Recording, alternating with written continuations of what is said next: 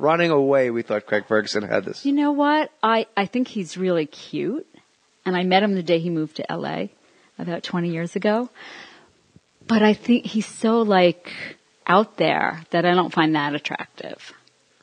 As opposed to Fallon, who's not out there. Like I like him. I just think he's so talented. I'm attracted to that. Fallon. Well, I'm not saying, you asked me who I thought was the cutest. You're a size queen. What does that mean? Fallon's huge. Everyone knows it. Fallon's like the most I didn't even know that. I'm talking about ratings. What are you guys thinking? Get your head. Oh. Well, that would be first then. We all know. Yeah. Who do you think is the best looking? I think Craig Ferguson's like a hot guy, a very handsome guy, plus the accent. But we have this thing also, like, who would you have narrate your life? And everybody always says James Spader. James Spader. Well, sometimes he narrates my dreams. Really? Yeah. I always say Gabriel Byrne from In Treatment. Okay. And my wife wins. She said Satchmo. Don't you did unhappily ever after boo boo. I love that. So I did a movie with James Spader in Calgary. And everyone had to wind up in their underpants at some point. So I was working out before, leading up to it. I wanted to look good in my underpants in this movie. Spader shows up, and he's just Spader looking, very handsome and regular. I'm running along the Bow River in Calgary. And I'm staying at one part of Calgary. He's staying downtown. So the bridge that I crossed to go over the Bow River was probably 8 miles from his apartment in downtown Calgary. Okay? And I'm running. I got my headphones in.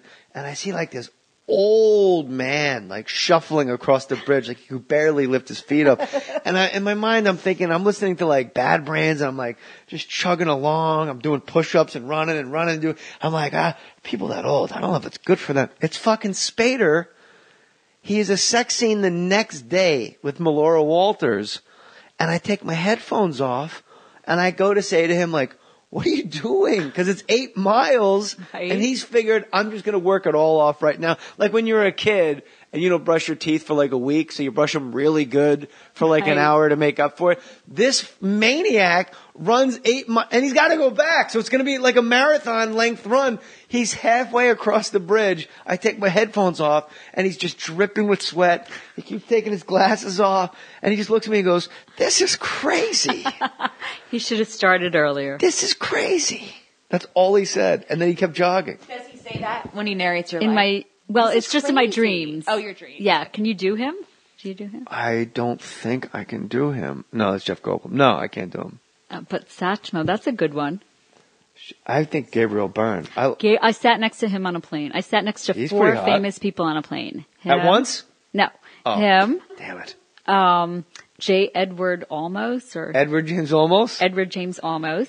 And he told me to watch the movie, which was How to Make an American Quilt, because I think he wanted me to shut the fuck up. And then... Did you touch his face and see if it was Braille? No, I did not. And then I sat next to Roger Ebert once. Oh my before God. he was skinny. And this is when there were cell phones. You're very nice. Before he had half of a face. He went to the bathroom, and I'm like calling somebody on the phone in the plane. I'm like, which one is the fat one? Because I didn't know if it was Siskel or Ebert. It was Ebert. And then, but we didn't talk, right?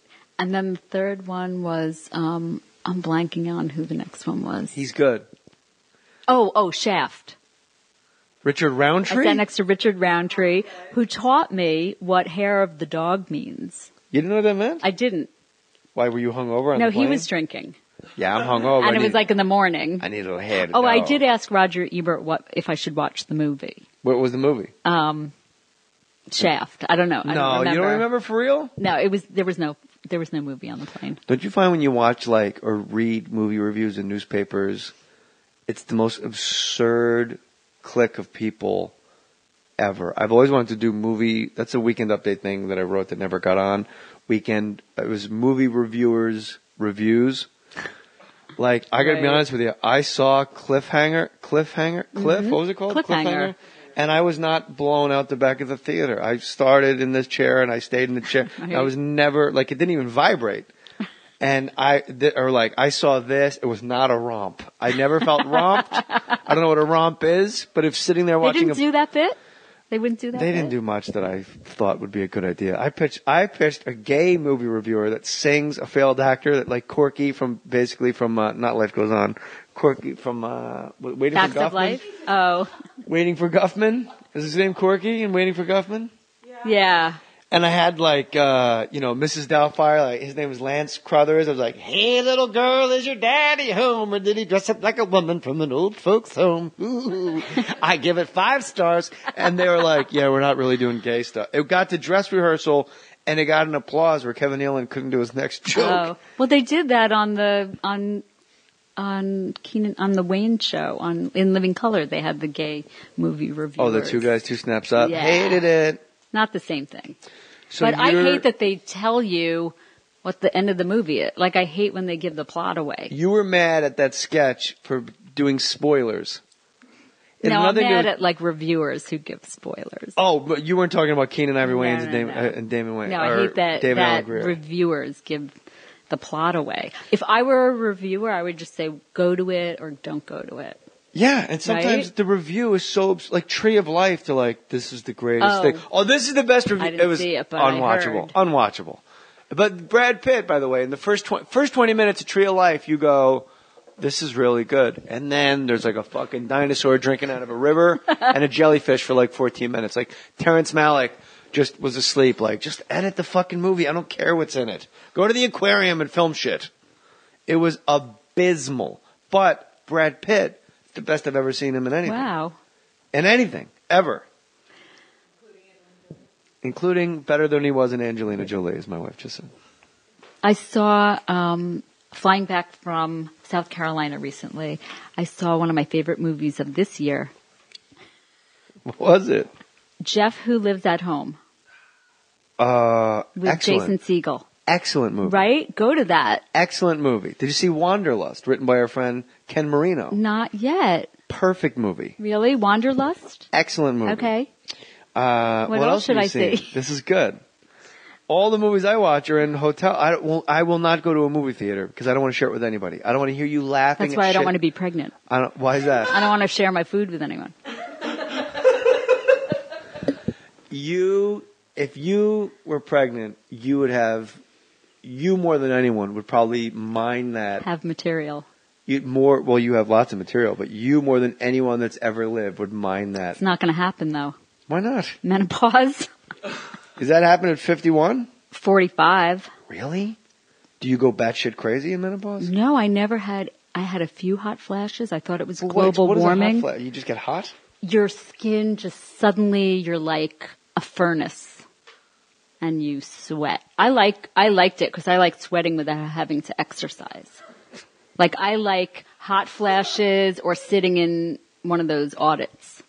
I probably said that on the Tom Papa show too, but. I don't care. Okay. That was on Sirius Radio. What is this on?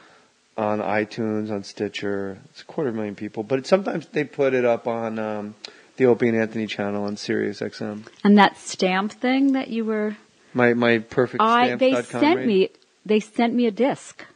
Stamps.com They sent you a disc? sent me a disc. See how nice they are? I know, but do I have to get like perforated paper to print out my own stamps? No, Wendy, you're missing it entirely.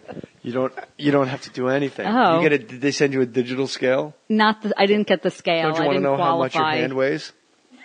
My head? I want to know how much my boobs weigh. I can't help you. I'm not sure what boobs weigh, and I'm not looking. I know.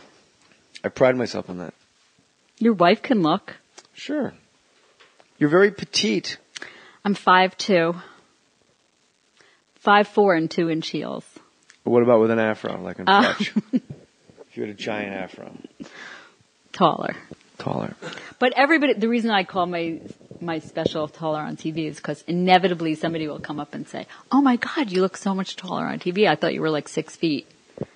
And so I don't know what 6 that means. feet. Yeah. Do you have like a closing bit? Like, do you know what you're going to close with usually? Or are your bits, do you have like a dozen that are interchangeable that you can close with? I usually close with one joke. It's just because it's money in the bank? No, it's not. And sometimes it doesn't even get as big a laugh as I would want, but it's just what I'm used to doing that. So But every once in a while, like I get a really big laugh on something leading up to that, and I'm like, I'm not going to top that. So What if you're at like goodbye. 14 minutes? Well, tough luck. That's why they stole your phone at Flappers. You owe them I a was half only hour on- comedy. So like, you know what? Fuck it. Take her phone if she's going to bail on us. What's your, you know, I'm not going to ask you to do your closing, but because I know when I'm on stage, I know I have like Walken, Tracy Morgan, Norm Macdonald,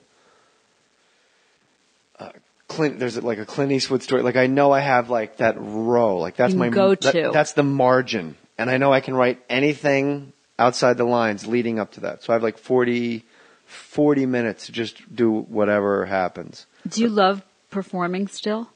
I love probably 11 minutes of each hour. If I'm going to be totally honest with you, a lot of it, it's like. It's the radio and it's the travel. Right, it's not being on stage. That's not my work. My work is getting there. If I could get off a plane and walk to a comedy club, walk to like the Comedy Works in Denver, which you're going to be there soon, right? Mm-hmm. The big one. No, the one in the suburbs. That's the big one. Oh, yeah, it's great. Yeah. It's a Wendy great Curtis, room. our best comedy club probably in the country. Best awesome. audiences in the world. Like it's all like they just took mushrooms and decided to come out and laugh. Did you shoot a special there or something? No, I just can't believe how awesome. They're so light. Like there's just such an effortlessness to them. Well, also it's the whole acoustics and the club itself is really built for that. We did a live podcast when there was me, You Ryan did? Sickler, and Brad Williams, and it was sold out. We told everybody like, yeah, we'll probably do a late show Saturday podcast, and it was like so full. And we were just repeating jokes from the show that ended a half hour ago. They were bananas. You're gonna have a great time. Do you know who's opening for you? I don't yet, but because they switch it out every night, it's a different. Yeah, Denver group. has like a really great like scene. Yeah. You would never guess. Like Denver has like a dozen great comics. It's really weird. Deacon Gray, he's my bud. He opened for me once. Yeah, Yeah. he's great, and Kevin McDonald, who is Never liked him. but he's a I'm kidding. oh I would never say that to he's a guy. on Animal Planet. He's a veterinarian as well, and he used to be a bouncer, and he was the Rolling Stones bouncer. That's her favorite guy. He used to open for Bobcat.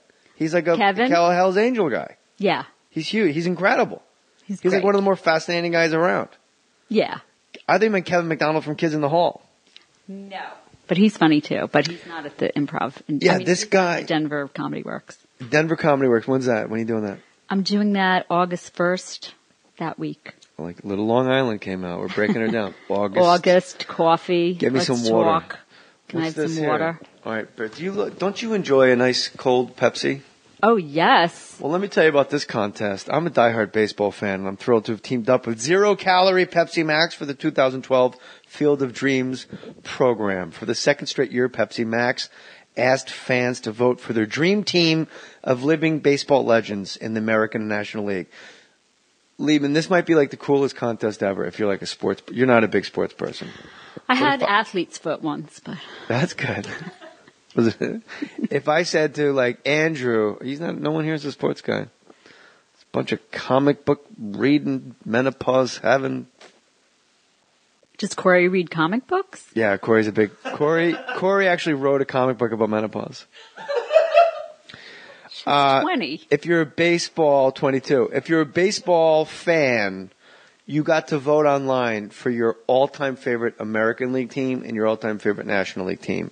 And the winners are, the American League winner is Johnny Parati from Rochester, New York. You played Rochester many times, I'm sure. Yeah.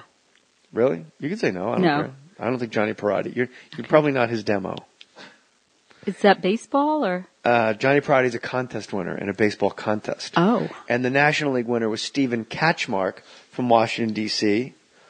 D.C. Improv? Yes. Yes, we had to do that escape from Alcatraz, walk to the stage behind the curtain. Yes. The green room at the Washington, D.C. Improv is at the back of the room. And to get to the stage, usually you walk right down the Underground middle. Railroad. It is Harriet Tubman showed me the way. And I had to feel the trees for moss growing on the north side, stageward. There is a curtain. And it is literally, you'll back me up on Yes. this. You have much tinier frame than me. I'm Yes. very wide in my shoulders. So I actually have to turn sideways. Would you say that's accurate? Yes. To actually go down this pathway. One side is a brick wall. The other side is a curtain that they hang. However, on the other side of that curtain are bar stools and tables where people are just like talking with their hands and elbowing, like, punch your way out of a paper bag. Like, that's how it is. And you actually will get hit in the ribs by some drunk lady like, let me try on your hat. Now it's on